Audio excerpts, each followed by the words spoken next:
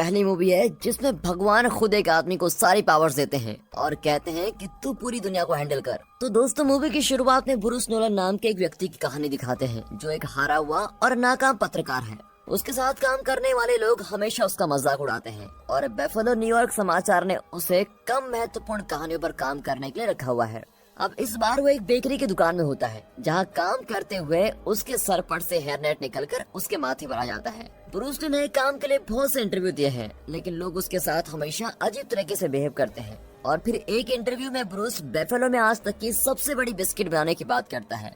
अब उसके इंटरव्यूज इतने हंसी वाले होते हैं, लेकिन वो हंसने वाला नहीं बनना चाहता। उसका सपना होता है कि वो एक ब्रॉडकास्टर बने। वो अपनी गर्लफ्रेंड ग्रेस और अपने कुत्ते सैम के साथ रहता है। ब्रूस ग्रेस से लगातार अपने काम के बारे में शिकायत करता रहता है, लेकिन वो जैसा है वो वैसा ही उसको प्यार करती है। सोचिए, जब ब्रूस सोकर उठता होगा तो वो क्या करता होगा। सही कहा, वो शिकायतें करता है। उसके कुत्ते सैम ने उसकी जिंदगी और भी मुश्किल कर दी होती है, क्योंकि वो हमेशा घर के अंदर ही पेशाब कर देता है। और अब ब्रूस ग्रेस के साथ रेड क्रॉस में खून दान करने जाता है। वो अभी भी खराब मूड में है, लेकिन ग्रेस अपनी प्रार्थना करने वाली माला उसको दे देती है और कहती है कि उसको इसकी ज्यादा जरूरत है। फिर कुछ समय बाद ब्रूस ट्रैफिक में फंस जाता है, जिसकी वजह से वो अपने काम के लिए देरी से पहुंचता है। अब काम के इंटरव्यू पर भी उसका मूड नहीं बदलता, क्योंकि वहाँ उसका इंटरव्यू लेने वाले लोग उसकी बेफलो की सबसे बड़ी बिस्किट बनाने वाली बात पर उसका बहुत मजाक उड़ाते हैं।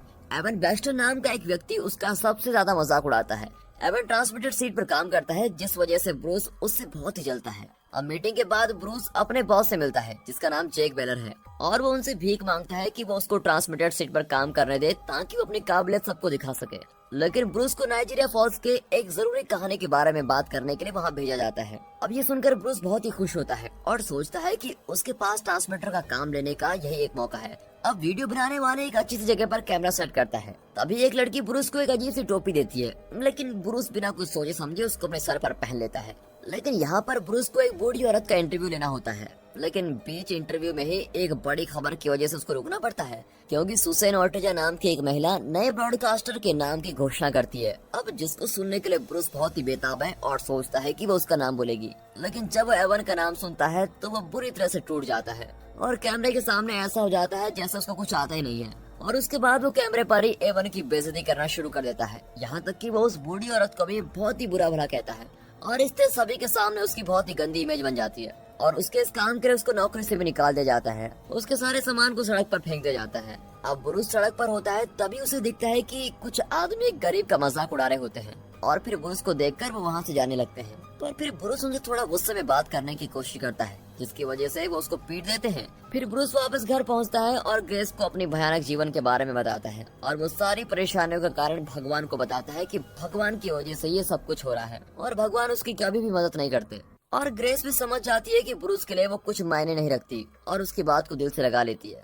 और फिर वो और ज्यादा गुस्सा हो जाता है और वहाँ से गाड़ी चलाकर निकल पड़ता है। फिर जब ब्रूस गाड़ी चला रहा होता है और भगवान से प्रार्थना कर रहा होता है कि भगवान अपने होने का उसको कोई संकेत तो दो, वो एक माला लहराता है, लेकिन वो भगवान को कोसता रहता है। फिर ब्रूस कार से बाहर निकलता है और भगवान को बुरा भला कहना जारी रखता है और फिर माला को जितनी दूर हो सके उतनी दूर फेंक देता है। अब उस पल में उसका पेजर बजता है, लेकिन उसको नहीं पता होता कि ये नंबर किसका है और वो उसका जवाब भी नहीं देता। फिर अगले दिन जब वो उठता है तो उसका पेजर फिर से बज रहा होता है, जिसमें वही रात वाला नंबर होता है, जिससे परेशान होकर ब्रूस गुस्से में अपने पेजर को सड़क पर फेंक देता है, जहाँ वो एक चलती कार के नीचे आकर टूट जाता है। और हमेशा की तरह उसका कुत्ता सैम घर में पेशाब कर देता है और ब्रूस उसको बाहर ले जा रहा होता है। उसी समय उसे फिर से पेजर के बजने की आवाज सुनाई देती है, लेकिन ये तो असंभव सा लगता है क्योंकि वो तो बुरी तरह से कुचल चुका था। फिर ब्रूस उस अनजान नंबर पर कॉल करता है, जिसमें उसे एक रिकॉर्डिंग सुनाई देती है जो खास तौर पर ब्रूस के लिए बनाई गई है। वो ये जानने के लिए कि ये किसका नंबर है, वो फोन से मिले पते पर गाड़ी चलाकर जाता है और वो बेफलो के माल गोदाम में पहुंच जाता है। फिर ब्रूस कार से निकलता है और गलती से बड़े गंदे गड्ढे में पैर रख देता है, जिससे उसके कपड़े खराब हो जाते हैं। फिर वो भगवान का शुक्र अदा करता है और बिल्डिंग के अंदर जाता है और बिल्डिंग के अंदर जाकर उसे देखता है कि बिल्डिंग बिल्कुल खाली है। तभी उसको एक अफ्रीकी अमेरिकी चौकीदार फर्श को साफ करते हुए दिखता है और चौकीदार उसे बताता है कि उसे 7वें माले के 7वें कमरे में जाना है। और जब वो सीढ़ियों के पास जा रहा होता है, चौकीदार उससे पूछता है क्या वो उसकी सफाई करने में मदद करेगा और ब्रूस गुस्से में उसको जवाब देता है कि वो 7 दिन 7 बजे फ्री है। अब 7वीं मंजिल पर ब्रूस को एक बहुत ही बड़ा खाली कमरा मिलता है। तभी वहाँ जो आदमी नीचे था वो छत के चमकीले छेद से नीचे आता है और फिर चौकीदार अपने कपड़े उतारता है, जिसके अंदर उसने बहुत ही अच्छा सिला हुआ सफेद सूट पहना होता है वो आदमी उसको बताता है कि वो भगवान है। वो कुछ समय से ब्रूस का वहाँ इंतजार कर रहे होते हैं। भगवान को ब्रूस के बारे में सब कुछ पता होता है कि उसने क्या कहा, क्या करा और आगे क्या करेगा। भगवान उसे एक फाइल रखने की अलमारी दिखाते हैं जिसमें आज तक जो कुछ भी ब्रूस के साथ हुआ होता है वो सब लिखा है और ब्रूस की आखिरी फाइल शिकायतों से भरी होती है। ब्रूस अभी भी उलझन में होता है तो वो और भगवान एक गेम खेलते हैं जिसमें भगवान उसकी पीठ के पीछे कितनी उंगलियां छुपी हुई है ये बता देते हैं। अब उसके बाद भगवान उसको बताते हैं कि उनके पास ब्रूस के लिए एक प्लान है। अब क्योंकि ब्रूस हमेशा ये सोचता रहता था कि भगवान अपना काम ठीक से नहीं कर रहे हैं, इसीलिए भगवान अपनी सारी शक्ति ब्रूस को देना चाहते हैं। अब ब्रूस उनकी किसी भी बात का विश्वास नहीं करता और जल्दी से वहाँ से भाग जाता है। और जब वो वापस अपनी कार में जा रहा होता है उसका पैर फिर से गड्ढे में चला जाता है, लेकिन इस बार उसमें नहीं गिरता। कार शुरू नहीं हो रही होती है, लेकिन जैसे ही वो जोर से कहता है कि कार शुरू हो जा तो कार शुरू हो जाती है। और जब वो कार चला रहा होता है तो उसे एहसास होता है कि उसकी सभी फैंटेसी सच हो रही है। जैसे कि वो एक क्लाइंट एस्टूड नाम की जगह पर कॉफी पीने के लिए जाता है जहाँ एक वेट्रेस उसे उनके टमाटर का सूप आजमाने के लिए कहती है। और जब वो इंतजार कर रहा होता है तब वो बिना किसी चीज को हाथ लगाए अपने हाथ में खींच लेता है और अपने मुंह से एक चम्मच निकालता है। और जब सूप वहाँ आता है तो ब्रूस उसको अलग कर देता है। अब न जाने कहां से भगवान उसके सामने आ जाते हैं और उसे अपने साथ टहलने के लिए लेके जाते हैं। फिर भगवान उसको समझाते हैं कि उसके पास अब भगवान की सारी शक्तियां हैं, लेकिन उसे 2 महत्वपूर्ण नियमों का पालन करना होगा। वो किसी को नहीं बता सकता कि वो भगवान है और किसी की इच्छा में कोई दखल अंदाजी नहीं करेगा, जैसे कि वो उससे प्यार करने के लिए किसी को जबरदस्ती नहीं कर सकता। अब एक समय पर ब्रूस को पता चलता है कि वो बैफलो की झील पर चल रहे हैं। भगवान उसे कहते हैं कि वो अपनी सारी जिम्मेदारी ब्रूस को दे चुके हैं और वो छुट्टी पे जा रहे हैं। दोस्तों, भगवान की सारी शक्तियाँ अगर आपके पास आ गई तो आप क्या क्या करेंगे? कमेंट सेक्शन में जरूर बताइएगा। अब डाउनटाउन बैफलो में ब्रूस अपनी शक्तियों को आजमाने का फैसला करता है। वो अपनी उंगली आग बुझाने वाले नल की तरफ करता है जिससे वो फट जाती है और उसमें से पानी निकलने लगता है। अब उसके बाद वो एक लड़की को सड़क पर चलते हुए देखता है और उसकी शर्ट को हवा में उड़ा देता है। फिर ब्रूस रास्ते में एक दुकान के अंदर खिड़की से बहुत से अच्छे कपड़े देखता है जिससे वो अपनी शक्तियों का इस्तेमाल करके अपने कपड़ों से बदल देता है। और जब ब्रूस सड़क पर भटक रहा होता है उसे वो लोग दिखते हैं जिन्होंने उसको पहले बहुत मारा होता है और अब वो उनसे बदला लेने का सोचता है। वो उनसे कहता है कि वो सभी उससे माफी मांगे, लेकिन वो लोग उसकी बात ही नहीं सुनते और उस पर हंसने लगते हैं। और एक आदमी उसको कहता है वो माफी तभी मांगेंगे जब उसके पेट में से एक बंदर बाहर आएगा। लो, वो दिन आ भी जाता है और एक बंदर जोर जबरदस्ती करके उसके पेट में से बाहर निकलता है। अब बाकी सभी ये देखकर हैरान हो जाते हैं कि ये कैसे मुमकिन हो गया और वहाँ से भाग जाते हैं, लेकिन ब्रूस उनको ऐसे नहीं छोड़ता और उनके पीछे मधुमक्खियों का एक झुंड उनके पीछे लगा देता है। फिर ब्रूस एक बहुत ही ऊंची बिल्डिंग पर चला जाता है जहाँ वो एक बिजली का तूफान बना देता है और घोषणा करता है कि वो ब्रूस सर्वशक्तिमान है। उसके बाद ब्रूस घर जाता है जहाँ ग्रेस सोफे पर बैठी हुई वाइन पी रही होती है। ब्रूस उसके पास फूल का गुलदस्ता लेकर जाता है और उसको किस करता है। अब ग्रेस समझ नहीं पाती कि ब्रूस इतने अच्छे मूड में कैसे आया। जब ग्रेस फूलों के लिए क्रश लेने जाती है, ब्रूस बालकनी में जाता है और आसमान से बादलों को हटा देता है और चांद को और पास ले जाता है। अब ग्रेस बालकनी में आती है और ब्रूस के द्वारा बनाए गए रोमांटिक आसमान की काफी तारीफ करती है।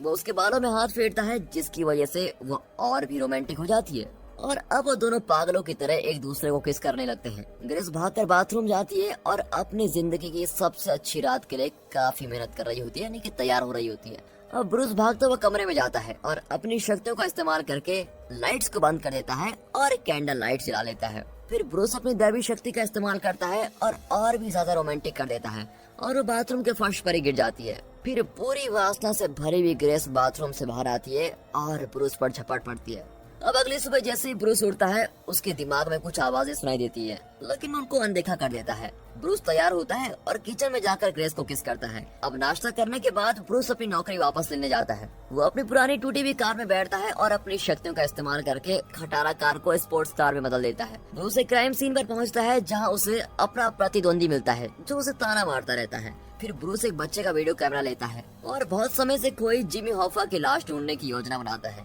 और जादू से वो लाश मिल जाती है और ब्रूस को बहुत ही बड़ा इंटरव्यू होता है। फिर वो अपने प्रतिद्वंदियों की वैन में कुछ गैर कानूनी चीजें रख देता है जिसकी वजह से उनको गिरफ्तार कर ले जाता है और ब्रूस सभी को चुप कर देता है। फिर जब वो अपने काम पर वापस जाता है सभी उसकी बहुत ही तारीफ करते हैं और ब्रूस को काम पर वापस रख लेते हैं। वो अभी भी छोटी कहानियों को ही फिल्माता है, लेकिन उसकी शक्ति की मदद से उन कहानियों को बड़ा बना देता है। फिर एक इंटरव्यू के बीच में एक उल्का पेंट को उनके पास गिरा देता है जिसकी वजह से उसकी काफी चर्चा बढ़ जाती है।